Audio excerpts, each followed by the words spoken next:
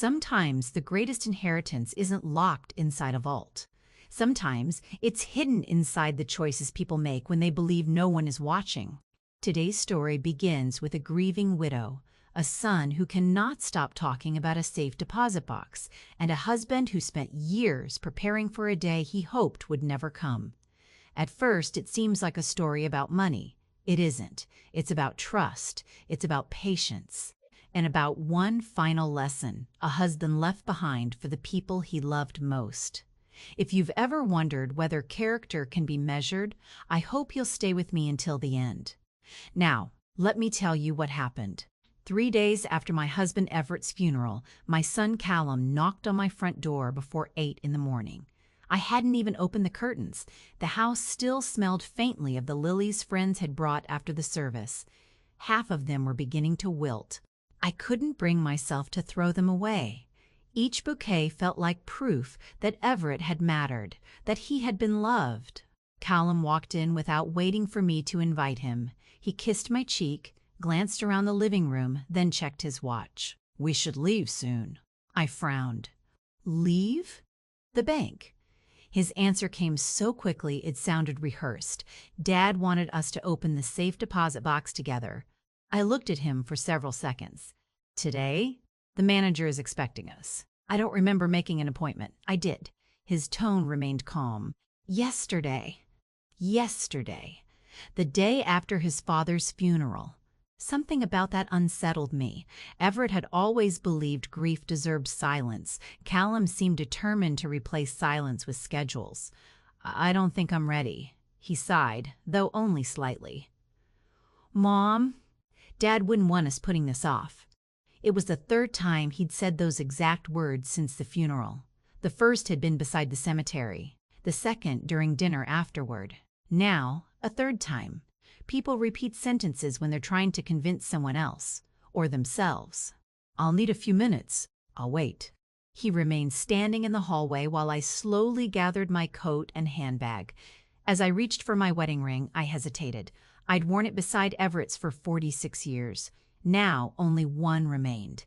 The absence weighed more than the gold itself. The drive to Ashcombe Private Bank took almost half an hour. Callum filled the silence with practical conversation. Insurance, taxes, property maintenance. He spoke as though we were discussing quarterly business reports, not a man we'd buried 72 hours earlier. I mostly watched the rain sliding across the passenger window. Everett loved rainy mornings. He used to say the world made better decisions when it slowed down. When we arrived, the building looked exactly as it always had. Tall limestone columns, bronze doors polished until they reflected the street. Inside, everything smelled of polished wood and expensive paper. An older gentleman stepped from behind the reception desk. "Mrs. Whitmore." His smile was warm. "My deepest condolences." "Thank you. I'm Cedric Vale. We spoke briefly after your husband's passing." I remembered his voice, quiet, measured. He shook my hand with both of his, then turned to Callum. "Mr. Whitmore." Callum nodded. "I assume everything's ready." Cedric's smile faded almost imperceptibly. "It is, but your father left rather unusual instructions." Callum straightened. "What kind of instructions?" Cedric looked at me instead. "I'm only permitted to discuss them once we're inside the vault." The elevator descended farther than I expected. One level, then another. Finally, the doors opened onto a long corridor lined with steel doors, hundreds of them, each one identical, each protecting someone's secrets. Cedric stopped before a heavy vault. He entered 2 combinations, turned a polished wheel. The mechanism unlocked with a deep metallic click. Inside, rows of safe deposit boxes covered every wall. He walked directly to one near the center, number 214. He removed a long brass key from his pocket, then looked at me. "Mrs. Whitmore, your husband insisted that only you insert the second key." He handed me a small envelope. Inside lay a worn silver key. I'd never seen it before. Callum leaned forward immediately. "Dad never mentioned having another key." Cedric answered without taking his eyes off me. He wasn't supposed to. I slid the key into the lock, turned it. The box released with a soft click. Cedric carefully carried it to a private viewing room. None of us spoke. The silence felt deliberate, almost ceremonial. The safe deposit box wasn't heavy. That surprised me. If Everett had stored documents, there should have been more weight. If he'd stored jewelry, the box would have sounded different when Cedric carried it. Instead, there was almost no sound at all. Cedric placed it on the table. He didn't open it. Instead, he looked directly at me. "Mrs. Whitmore, before you do, I have one request." "What is it?" He hesitated. "Your husband asked me to pay very close attention to your son's expression." Callum laughed awkwardly. "I'm sorry?" Cedric remained perfectly serious. "He specifically instructed me, to watch your face before anyone touched what was inside." The room became very quiet. I looked toward my son. For the first time that morning, he seemed uncomfortable. I lifted the lid. Inside, there were no stacks of cash, no stock certificates, no diamonds, no deeds. Just 3 objects resting on dark blue velvet: a small wooden box, an antique brass compass, and a round brass token no larger than a silver dollar. That was all. Callum stared into the box. He blinked once. Then again. His disappointment lasted less than a second. But Cedric saw it. So did I. He recovered quickly. "Maybe the documents are underneath." He reached toward the velvet lining. Cedric calmly stopped him. "I'm afraid your father anticipated that. There is nothing underneath." Callum forced a smile. "That's unexpected." "No," Cedric said quietly. "I believe this was exactly what Mr. Whitmore expected." Then he handed me a sealed envelope addressed in Everett's unmistakable handwriting. Across the front, it read only 7 words. "For Meredith. Open this before anything else." I broke the seal with trembling hands. Inside was a single sheet of paper. Only one sentence had been written. "If you're holding this, don't ask what I left behind. Ask what I wanted you to find." I turned the page over. Blank. No explanation, no signature, nothing. Only then did I notice the brass token again. One side was perfectly smooth. The other carried a single number, 1147. And somehow, my husband had already known that this meaningless little number would be the first thing my son wanted to understand. For several moments, no one spoke. The brass token rested in the middle of the table. It looked ordinary, too ordinary. Everett had spent 46 years planning every important detail of our lives. He wasn't the kind of man who left meaningless objects behind. Callum picked it up. 1147. He turned it over twice. "It has to be a safe combination." Cedric shook his head. "It isn't. You know that? I tried it. You tried it. Only after your husband specifically instructed me to." Callum frowned. "So what is it?" Cedric gave the same answer Everett often had whenever someone rushed him. "I believe you're asking the wrong question." The wooden box remained unopened. Unlike my son, I found myself staring at it instead. It was beautifully made. Walnut, hand-polished, no hinges visible, no lock, only a tiny brass inlay on the lid. A compass rose, exactly matching the antique compass lying beside it. I reached for the compass. Its needle moved smoothly, perfectly balanced despite its age. Engraved around the rim were 6 words: "Always trust direction before distance." That sounded like Everett. He loved sayings that meant one thing on the surface and something entirely different underneath. Callum had already begun searching the room. There must be another envelope. "There isn't," Cedric answered calmly. "My husband wouldn't leave only this." Cedric looked at me. "I believe he did. He instructed us not to underestimate small beginnings." That sentence struck me. Small beginnings. 27 years earlier, Everett had said those exact words when we bought our first house. He repeated them again when he started his company. And once more when Callum was born. Nothing meaningful ever started large. Cedric carefully slid a folder across the table. There's one more thing. Callum leaned forward immediately. Finally, something official. But Cedric handed the folder to me, not my son. Inside was a single sheet signed by Everett. Instructions for Ashcombe Private Bank below it, only 4 lines. Give Meredith the contents personally. Observe Callum carefully. Do not answer questions I intended Meredith to solve herself. If she asks about number 1147, tell her to think about where we first met. I stopped breathing. Where we first met. Callum looked confused. What does that mean? I barely heard him. My thoughts had already drifted backward. 48 years, a rainy October afternoon, a university library. No, that wasn't right. Everett and I first spoke there, but we'd met earlier, much earlier. Where? On the drive home, neither of us spoke much. Callum broke the silence. Dad must have been talking about the university. I don't think so. You told me that's where you met. No, that's where we had our first conversation, not our first meeting. He looked at me. You've never mentioned another one, because I barely remembered it, until now. That evening I climbed into the attic. There were dozens of old boxes, photo albums, Christmas decorations, letters. Every family stores fragments of itself in cardboard. Most people simply forget where. I searched for almost 2 hours before finding a faded green album labeled simply 1969. The pages crackled softly as I turned them. College, friends, road trips. Then, one photograph stopped me. A county fair, children everywhere, a Ferris wheel in the background.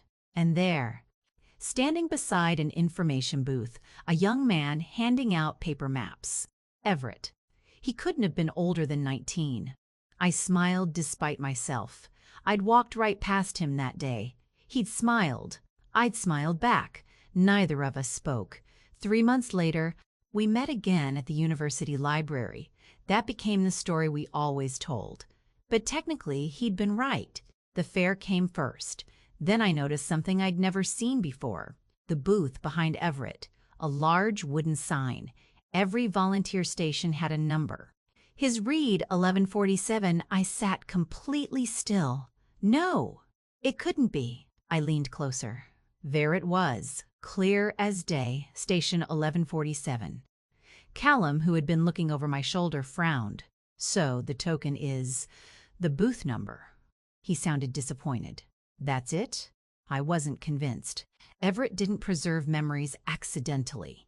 If he wanted me to remember that place, there had to be more.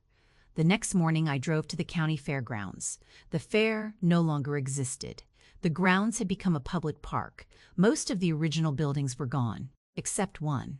The old administration hall. Its white paint had faded. The windows were newer. But the wooden porch remained exactly as I remembered. An elderly groundskeeper greeted me. "Can I help you?" "I hope so." I showed him the brass token. His eyebrows lifted immediately. "I haven't seen one of those in years." "You recognize it?" He smiled. "Volunteer station marker. I used to hand these out." My pulse quickened. My husband volunteered here. What was his name? Everett Whitmore. The old man's expression softened. "Everett, I remember him. He came back every year." "Every year?" I stared at him. He only volunteered once. The groundskeeper slowly shook his head. "No, ma'am. He came back every October for nearly 20 years. 20 years." Everett had never once mentioned returning here. Not once. What did he do? The old man laughed quietly. He always asked for the same thing. What? He wanted station 1147. The groundskeeper unlocked the administration hall. Dust floated through narrow beams of sunlight. Most of the old booths had been dismantled decades ago, but in the storage room, one still remained. A faded wooden sign leaned against the wall. 1147. The old man brushed away the dust. "You know, he asked me a strange favor before he stopped coming." "What favor?" "If anyone named Meredith ever came asking about this station, I was to give her what's inside." He reached beneath the hollow wooden base, pulled out a small oilcloth package, still sealed, still dry, still waiting. Across the front, in Everett's handwriting, were 6 words. You remembered where we truly met. I didn't open the package immediately. For some reason, it felt wrong, like interrupting a conversation Everett had been patiently waiting decades to finish. The groundskeeper noticed my hesitation. He always said you'd know when the time was right. I smiled faintly. That sounds like him. He nodded toward a weathered wooden bench beneath an old maple tree. He usually sat over there after his volunteer shift. I looked across the empty park. It was peaceful. Children's laughter echoed somewhere in the distance, the same place where our story had quietly begun. I carried the package to the bench. Callum followed close behind. The oilcloth was wrapped with faded blue twine, not tape, not glue. Everett always preferred things that could be opened without being destroyed. Inside, there was no money, no jewelry, no stock certificate, only 3 things: a black and white photograph, a brass key, and another envelope. Callum sighed under his breath. Another letter. He tried to hide his disappointment. He failed. I picked up the photograph first. It showed Station 1147 exactly as it had looked 50 years ago. Young volunteers stood smiling beneath the wooden sign. Everett stood in the middle. But someone beside him had been carefully cut out of the picture. Only half a sleeve remained. The missing person had been removed deliberately. On the back, Everett had written only 1 sentence. Some memories are incomplete until the right person finishes them. What does that even mean? Callum muttered. I didn't answer, because I wasn't sure he was asking me. The brass key looked handmade, smaller than a house key, larger than a mailbox key. Its bow carried a tiny engraving, a compass, the same symbol from the wooden box, the same symbol from the compass. 3 times now. That wasn't coincidence. Everett was building a pattern. Finally, I opened the second envelope. Only a single page, just 4 lines. Meredith, if Callum is still searching for something expensive, don't stop him. He still hasn't found what I wanted him to see. My hands froze. I slowly lowered the letter. Callum looked irritated. What does that mean? I don't know. It wasn't entirely true. I was beginning to understand. This journey wasn't designed to reward curiosity. It was designed to expose motives. And Everett wanted me to notice the difference. As we walked back toward the parking lot, the groundskeeper called after me. Mrs. Whitmore. I turned. There's one more thing. He reached into his jacket pocket. I almost forgot. He handed me an old volunteer badge. The plastic had yellowed with age. Across the front it read, Everett Whitmore, Volunteer Number 18, Station 1147. Then I noticed something strange. Penciled lightly across the back, almost invisible, was a name. Edwin Rowe. I looked up. Who was Edwin Rowe? The old man's smile disappeared. I thought you knew. Knew what? He was the man standing beside your husband. The one who was cut out of that photograph. The drive home was silent. Callum stared out the window. Finally, he spoke. So now we're looking for some old volunteer? Maybe. This is getting ridiculous. I glanced at him. Is it? Dad could have just told us whatever he wanted to say. He chose not to. He shook his head. Or maybe he enjoyed making people chase ghosts. I looked back at the road. No. Your father hated wasting people's time. If he made us take this path, it's because the path matters. That evening, I searched Everett's office, not for hidden compartments, not for safes, for names, receipts, old calendars, anything connected to Edwin Rowe. Most drawers held exactly what you'd expect: tax returns, warranty papers, instruction manuals. Everett labeled everything. Except one cabinet. It contained dozens of leather journals, one for every year. He'd never called them diaries. He preferred the word observations. I opened the journal from 20 years earlier. Then another. And another. Edwin's name appeared only once. The entry was astonishingly short. Edwin finally agreed. If Meredith ever comes alone, tell her everything. If she doesn't come alone, tell her nothing. I read the sentence again, then a third time. Callum was in the kitchen, only a few rooms away, but suddenly those words felt much heavier. The next morning, I left the house before sunrise, without waking my son, without leaving a note. Only after I reached the highway did I call Cedric. "I need your help." "Of course. I need to find Edwin Rowe." Cedric was quiet for several seconds. I wondered how long it would take. "You know him?" I knew of him. He's 92 now. And still living. My pulse quickened. "Can you tell me where?" "I can, but Mrs. Whitmore." His voice became unusually serious. "Your husband left one final instruction regarding Mr. Rowe." "What instruction?" Cedric took a slow breath. He said, "If Meredith comes alone, she'll finally learn why the safe deposit box was almost empty." I tightened my grip on the steering wheel. "And if I don't?" Cedric answered softly. "Then the story ends here." And for the first time, I realized Everett hadn't been testing only our son. He had been quietly testing me as well. Edwin Rowe lived nearly 2 hours away. His home sat at the end of a quiet country road lined with towering oak trees. It wasn't a mansion. It wasn't even particularly large. But everything about it suggested someone who had spent a lifetime taking care of what mattered. The porch had fresh paint. The garden was immaculate. An old wind chime rang softly in the morning breeze. When I knocked, it took almost a minute before the door opened. A thin man with snowy white hair stood before me. His eyes lingered on my face. Then, without asking my name, he smiled sadly. "You came alone." I nodded. "Yes."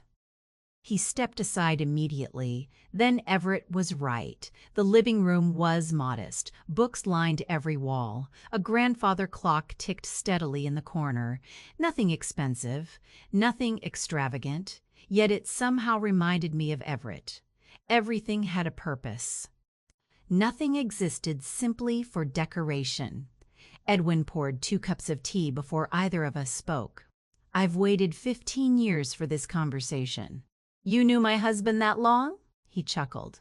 "I knew him much longer. We met when we were 19. 19? At Station 1147. My eyes widened. The county fair." He nodded. "We volunteered together and became friends before either of us knew what life would become." I reached into my purse and placed the old photograph on the table. "The missing man was you." Edwin smiled. "I asked Everett to cut me out." "You did?" "Years later." "Why?" He looked toward the window. "Because this story was never supposed to begin with me. It had to begin with you." I showed him the brass key. His expression became serious. "So he finally used the second sequence." "The second sequence?" Edwin nodded. "The safe deposit box wasn't the first plan." "What do you mean?" "When Everett was diagnosed, he rewrote everything." My heart tightened. He knew he was dying? He knew there was a chance, and he refused to leave anything unfinished. Edwin disappeared into another room. When he returned, he carried a long wooden case. It looked almost identical to the one from the bank. He placed it gently on the table. "This belongs to you. I've never seen it. You weren't supposed to. Not until today." Inside lay a folded road map, a fountain pen, and a sealed envelope. No money, no deeds, no valuables, just another piece of Everett's puzzle. Callum would have called it another disappointment. I no longer did. I unfolded the map. At first glance, it looked ordinary, a highway atlas of the state. Then I noticed dozens of tiny pencil circles. Most had been crossed out. Only one remained untouched, a small lakeside town nearly 300 miles away. Nothing special about it, except for one handwritten note. "Begin where we ended." "What does that mean?" Edwin smiled. "I wondered how long you'd ask that." He pointed toward the fountain pen. "Open it." "It?" "The pen. It isn't a pen. I twisted the barrel apart. Instead of an ink cartridge, a tightly rolled strip of paper slid into my hand. It wasn't paper. It was microfilm. Old-fashioned, the kind people stopped using decades ago. I stared at it. What am I supposed to do with this? Exactly what Everett expected. Edwin walked to a bookshelf and removed a small projector.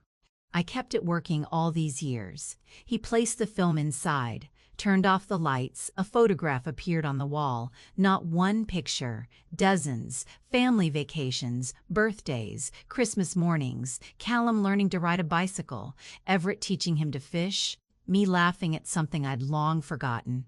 I smiled through tears. Then the images changed. Receipts, legal documents, letters, business papers. Every single one had something in common: the dates. Each document had been created on the exact same day, October 14, every year. "What happened on October 14th?" I whispered. Edwin looked at me. "What do you think happened?" I searched my memory. Nothing. Then suddenly I remembered. It wasn't our anniversary. It wasn't a birthday. It was the day Everett proposed. "He came here every year," Edwin said quietly, "on the anniversary of asking you to marry him. He never told me. He didn't come to celebrate. He came to ask himself one question." "What question?" Edwin's eyes softened. "Whether he was still protecting the future he promised you." I couldn't speak. For nearly 25 years, my husband had quietly measured every major decision against one promise he had made on a lakeside dock.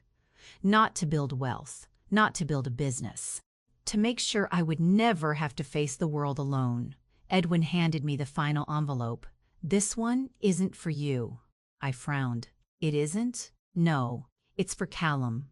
I looked at the handwriting. Across the front, Everett had written, "Only if he asks the right question." Not, "Only after my death." Not, "Only after the journey." Only if he asks the right question. What is the right question? Edwin slowly shook his head. "If I answer that? Oh, the letter can never be opened."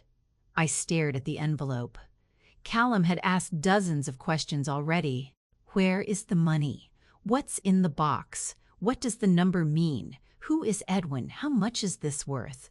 Not one of them had been about his father. As I drove home with the unopened envelope resting on the passenger seat, I couldn't stop wondering whether Callum would ever ask the one question Everett had been waiting to hear, or whether, after all these years, he still didn't know his own father at all.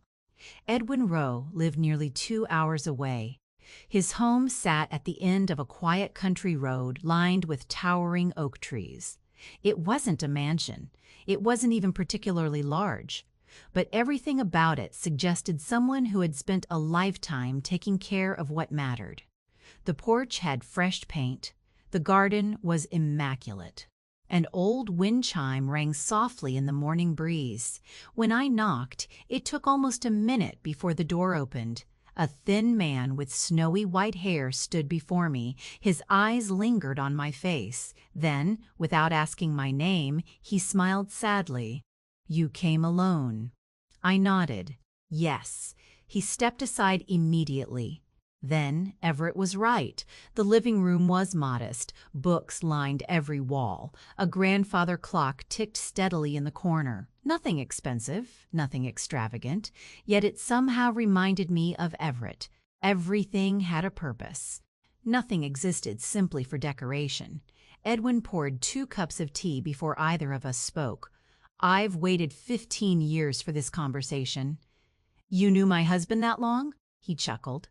"I knew him much longer. We met when we were 19. 19? At Station 1147. My eyes widened. "The county fair." He nodded. "We volunteered together and became friends before either of us knew what life would become." I reached into my purse and placed the old photograph on the table. "The missing man was you." Edwin smiled.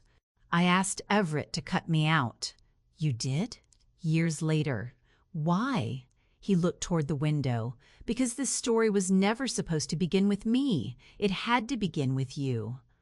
I showed him the brass key. His expression became serious. So he finally used the second sequence. The second sequence? Edwin nodded. The safe deposit box wasn't the first plan. What do you mean? When Everett was diagnosed, he rewrote everything. My heart tightened. He knew he was dying? He knew there was a chance, and he refused to leave anything unfinished. Edwin disappeared into another room. When he returned, he carried a long wooden case. It looked almost identical to the one from the bank. He placed it gently on the table. "This belongs to you. I've never seen it. You weren't supposed to. Not until today." Inside lay a folded road map, a fountain pen, and a sealed envelope. No money, no deeds, no valuables, just another piece of Everett's puzzle. Callum would have called it another disappointment. I no longer did. I unfolded the map. At first glance, it looked ordinary, a highway atlas of the state. Then I noticed dozens of tiny pencil circles. Most had been crossed out. Only one remained untouched. A small lakeside town nearly 300 miles away. Nothing special about it, except for one handwritten note. "Begin where we ended." "What does that mean?" Edwin smiled. "I wondered how long you'd ask that." He pointed toward the fountain pen. "Open it." "It? The pen? It isn't a pen." I twisted the barrel apart. Instead of an ink cartridge, a tightly rolled strip of paper slid into my hand. It wasn't paper. It was microfilm, old-fashioned, the kind people stopped using decades ago. I stared at it. What am I supposed to do with this? Exactly what Everett expected. Edwin walked to a bookshelf and removed a small projector. I kept it working all these years. He placed the film inside, turned off the lights. A photograph appeared on the wall. Not one picture. Dozens. Family vacations, birthdays, Christmas mornings, Callum learning to ride a bicycle, Everett teaching him to fish, me laughing at something I'd long forgotten. I smiled through tears. Then the images changed. Receipts, legal documents, letters, business papers. Every single one had something in common: the dates. Each document had been created on the exact same day. October 14, every year. "What happened on October 14th?" I whispered. Edwin looked at me. "What do you think happened?" I searched my memory. Nothing. Then suddenly I remembered. It wasn't our anniversary. It wasn't a birthday. It was the day Everett proposed. "He came here every year," Edwin said quietly, "on the anniversary of asking you to marry him. He never told me. He didn't come to celebrate. He came to ask himself one question." "What question?" Edwin's eyes softened. "Whether he was still protecting the future he promised you." I couldn't speak. For nearly 25 years, my husband had quietly measured every major decision against one promise he had made on a lakeside dock. Not to build wealth, not to build a business, to make sure I would never have to face the world alone. Edwin handed me the final envelope. "This one isn't for you," I frowned. "It isn't?" "No. It's for Callum." I looked at the handwriting. Across the front, Everett had written, "Only if he asks the right question. Not only after my death. Not only after the journey. Only if he asks the right question." "What is the right question?" Edwin slowly shook his head. "If I answer that, the letter can never be opened." I stared at the envelope. Callum had asked dozens of questions already. Where is the money? What's in the box? What does the number mean? Who is Edwin? How much is this worth? Not one of them had been about his father. As I drove home with the unopened envelope resting on the passenger seat, I couldn't stop wondering whether Callum would ever ask the one question Everett had been waiting to hear, or whether, after all these years, he still didn't know his own father at all. Chapter 5. Chapter 5. Chapter characters 4940.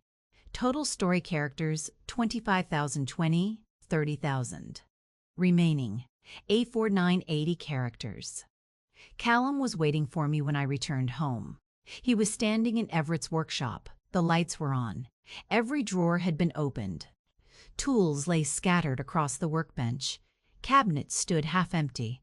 For a moment, I simply stared. Everett had kept this room immaculate for nearly 40 years. Now it looked as though someone had searched every inch of it.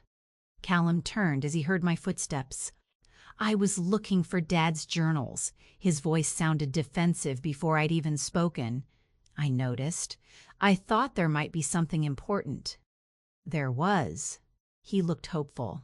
Where? I met his eyes. You already missed it. He frowned. What does that mean? It means your father never hid his most important things. He protected them.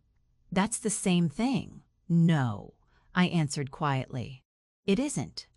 For the first time since Everett's funeral, Callum looked genuinely confused. I placed the sealed envelope on the kitchen table. He immediately reached for it. I rested my hand on top of it. This isn't yours. It has my name on it. It has a condition. He looked closer, then read the words aloud. Only if he asks the right question. He laughed once. Seriously? Dad turned everything into a puzzle. No, I said softly. He turned everything into a choice. Callum sank into a chair. So, what's the question? I don't know. There has to be a clue. There is. Where? I looked toward Everett's empty chair at the end of the table. I think the clue is every question you've already asked. He didn't understand. Not yet. That evening, I watched him. Not obviously, just quietly. He opened drawers, read old notebooks, checked filing cabinets. He wasn't searching for memories, he was searching for answers. There is a difference. One begins with love, the other begins with expectation. The next morning, Cedric called. Mrs. Therian Pete. Whitmore, I've just received something. What is it? A package. From whom?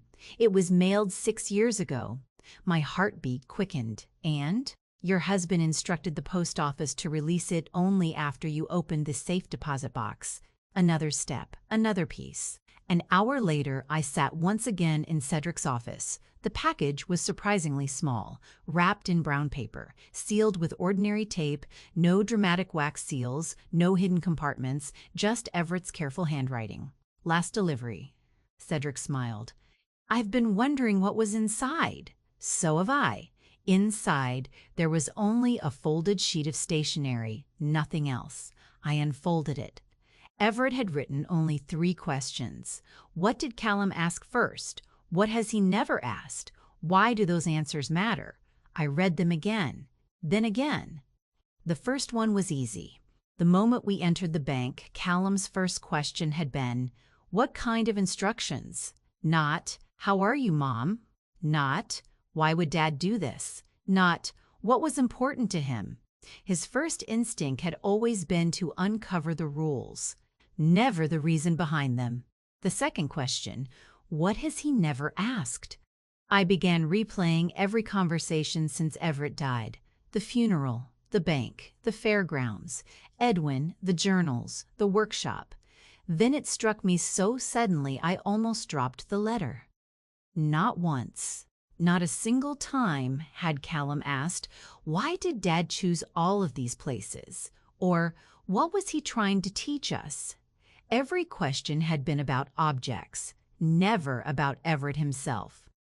That evening, I found Callum sitting alone on the back porch. The envelope still lay unopened beside him. I've been thinking, he said quietly. So have I. I don't understand Dad anymore. I sat beside him. Neither do I. Not completely. We watched the sun sink behind the trees for the first time in days. Neither of us hurried to fill the silence. Then Callum spoke. When I was little, Dad used to bring me into his workshop every Saturday. I smiled. He loved those mornings. I thought he loved fixing things. He did. Callum looked down at his hands. But maybe, that wasn't the point. I didn't answer. Because I wanted him to keep talking. He rubbed his wedding band absent-mindedly. I've spent 2 weeks trying to figure out what Dad hid. His voice cracked slightly. And I just realized I never asked what he wanted me to remember. The words hung between us, simple, honest, different. I slowly picked up the envelope, turned it over, and placed it in his hands. "I think," I whispered, "you finally asked the right question." Callum looked at me, not with excitement, not with greed, with uncertainty, almost fear. He carefully broke the seal. Inside, there wasn't a legal document, there wasn't a key, there wasn't money, only a single folded page. He unfolded it. His eyes stopped on the first line. His face changed completely. Color drained from it. He whispered only 3 words. "I was wrong." He handed me the letter. The first sentence read, "If you're reading this, you finally stopped looking for my inheritance and started looking for me." The rest of the page was covered in Everett's handwriting. And, before I read another word, I already knew this wasn't the end of his plan. It was the beginning of the goodbye he had wanted his son to hear all along. Callum read in silence. Longer than I expected. The room remained perfectly still. Even the old clock seemed quieter somehow. At first, his expression didn't change. Then his jaw tightened. He swallowed once, twice. Finally, a single tear struck the paper. He didn't wipe it away. I looked down at Everett's letter. The first paragraph was short. "Callum, if you're reading this, you finally stopped looking for my inheritance and started looking for me. That means I haven't failed you after all." His hands trembled. He continued reading. I watched his face more than the words. Because for the first time since his father's funeral, he wasn't searching for clues. He was listening. Everett had always known how to speak without raising his voice, even now, from beyond his own lifetime. Minutes passed. When Callum finally lowered the letter, his eyes were red. His voice cracked. "I thought he wanted me to prove I was smart." I shook my head gently. "Oh, no. He wanted you to remember who taught you to become one." Callum closed his eyes. "I don't even remember the last real conversation we had." Neither did I. Not because it hadn't happened, because life had quietly buried it beneath deadlines, phone calls, appointments, and the comforting lie that there would always be another weekend, another fishing trip, another dinner, another chance. Everett had seen that long before we had. That was why none of this had ever been about puzzles. The puzzles only slowed us down long enough to notice what we had stopped seeing. Callum carefully folded the letter. He didn't ask how much money remained. He didn't ask about the map, or the compass, or the wooden box. Instead, he looked toward his father's empty workshop. What was he building in there during all those Saturdays? I smiled through tears. "Maybe it's time you found out." The workshop looked different that evening, not because anything had changed, because we had. Callum walked between the benches slowly. He touched the worn edge of Everett's work table, the old vise, the shelves filled with carefully labeled jars. Every tool had been returned to its place. For years, I'd believed Everett built furniture in this room. Now I realized he had been building patience, discipline, conversations, memories, a father. Callum opened one of the drawers, not searching, simply looking. Inside lay dozens of tiny wooden pieces, each one unfinished, each one dated. He picked one up. "What are these?" I turned it over. A small carving, rough around the edges. On the back, Everett had written one sentence: "Projects are temporary. The person you become while making them lasts forever." Callum stared at the carving, then quietly placed it back. "I never noticed any of this." "No," I answered. "You were looking at what he made. He hoped one day you'd notice why he made it." Silence settled over the workshop again. A peaceful silence, the kind Everett always loved. Then something caught my eye. Not on the workbench, not inside a drawer, high above the doorway, hidden behind an old wooden beam, a small brass compass had been fastened to the wall, exactly like the one from the bank. Except this one had never pointed north. Its needle was locked in place. Beneath it, barely visible beneath decades of dust, Someone had carved 5 words directly into the timber. The final promise begins here. Callum looked at me. I looked back at him. Neither of us spoke, because for the first time, we both understood. Everett's goodbye still wasn't finished.